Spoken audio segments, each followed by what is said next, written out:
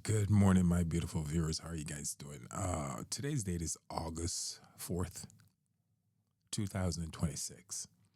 Um, First and foremost, guys, I'm going to sound like a broken record because I've done quite a few videos on this, and I have to do another one because I understand the level of the consequences, basically, of what this is going to do on a global on a global scale. A lot of people are going to be affected by it. So this is the reason why I have to spend quite a few time making content on this particular topic, and it's basically what's coming with oil, food, location where people live. I'm going to try to sum it up in one video here. I'm going to throw the location in it at the end of it, and you'll see why. Where there is a serious problem happening, folks, with the oil reserves. And again, I've made countless videos on this. People send me emails telling me they're not really worried about anything because apart from the US having oil, US getting oil from Venezuela, that everything is okay. No, it's not. Let me get you guys up to speed. First and foremost, the oil refineries here in the US cannot refine Texas crude oil. Can't refine the oil in the US. So it doesn't matter how much oil they drill for in the US. It's not going to work.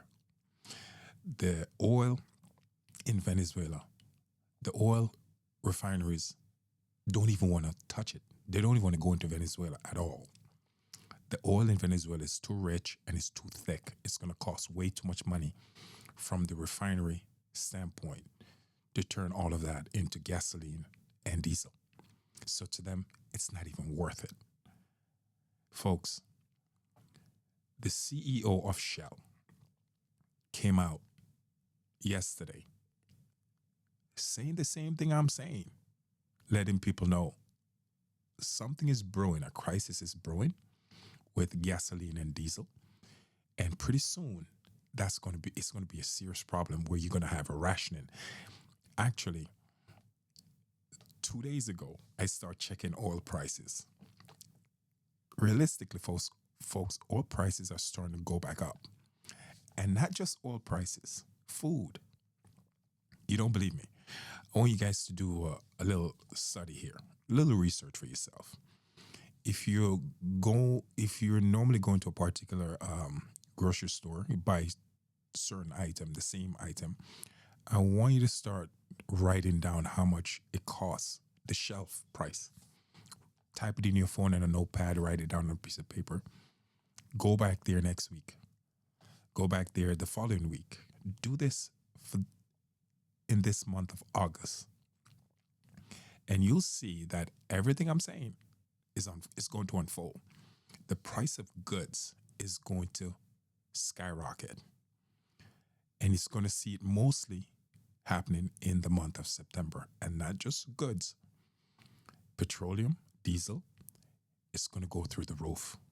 We're also going to see rationing of these things. And when you have rationing on petroleum and diesel, especially diesel, because it's used in trucks, especially in the northern hemisphere, the US, Canada, places like Mexico, Europe, trucks are used to transport 80% of the food that we consume. And when there's a problem with transportation, which is quote unquote logistics, if you have a problem with the logistics, you're going to have a problem getting your hands on products. And everything goes hand in hand. So when there's a problem with logistics, there's going to be a problem with getting your hands on commodities. And people still can't put this together. Guys, for 2027, I really do see the start of a famine. The famine already started. It started this year. I would say it started around May when all this drought, heat waves start kicking in. Next year is going to be even hotter. Like thousands of people died in Europe from the heat wave this year, this summer. It's going to be even worse next year. The tropical storm that's coming this year throughout the Caribbean is going to be insane.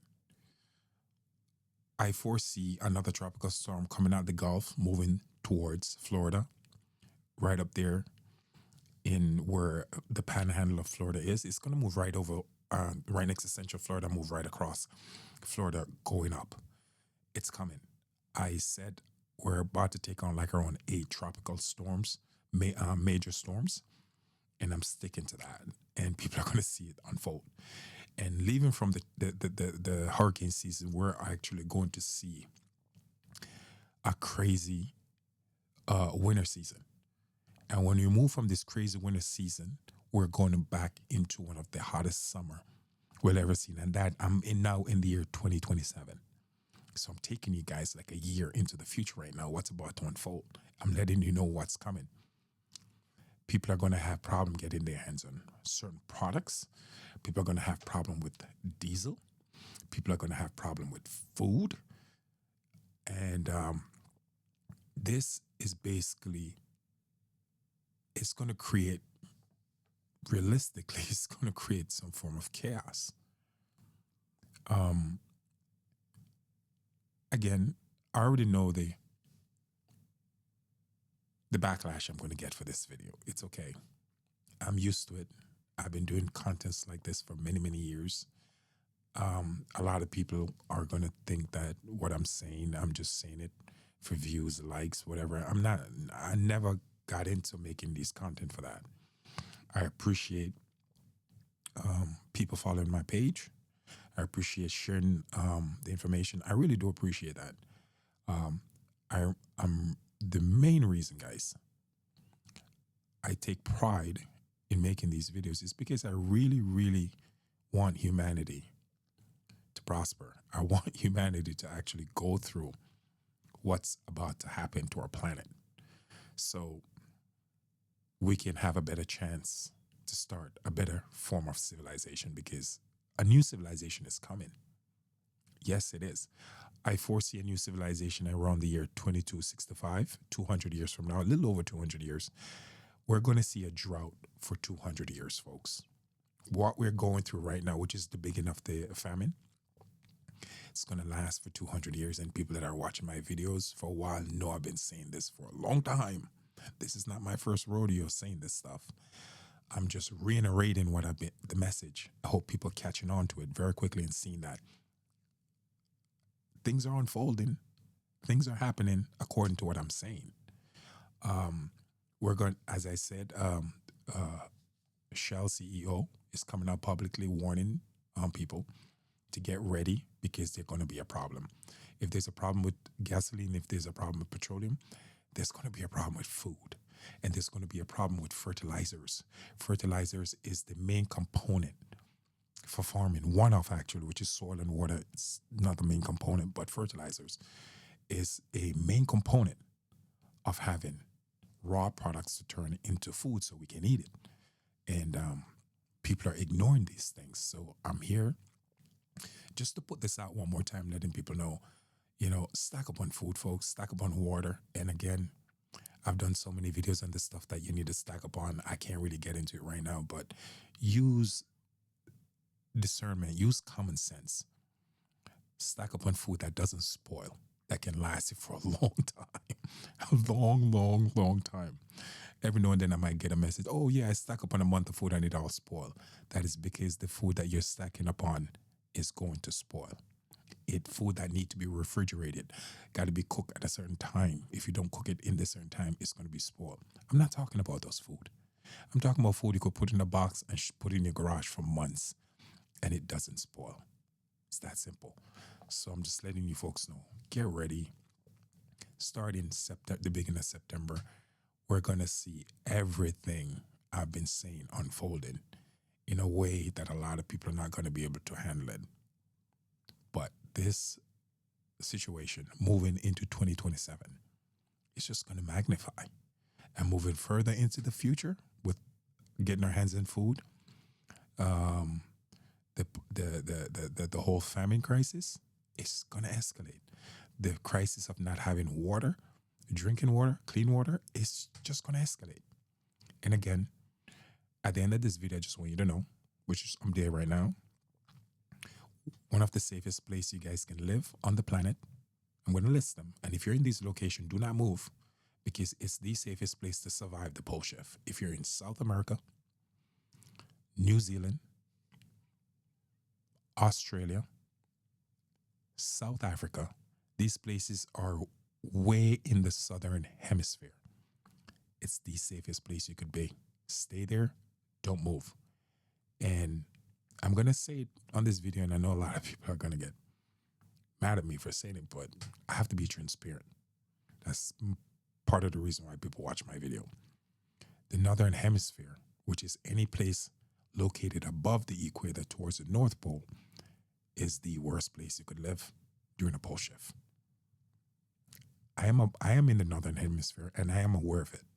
And I've been aware of this for a long time. So it is what it is. But I just have to put it out there. Again, folks, stack up on food, stack up on water. Things are going to get extremely interesting starting September 1st, moving towards 2027. And a lot of people are not ready for what's about to unfold. They're going to go crazy. But it is what it is. Again, folks, thank you. Thank you. Thank you. Stay blessed. Thank you for always watching the video. And enjoy your day and think positive. Even though I'm being a pragmatic realist, I'm not being negative. Think positive. Think creative.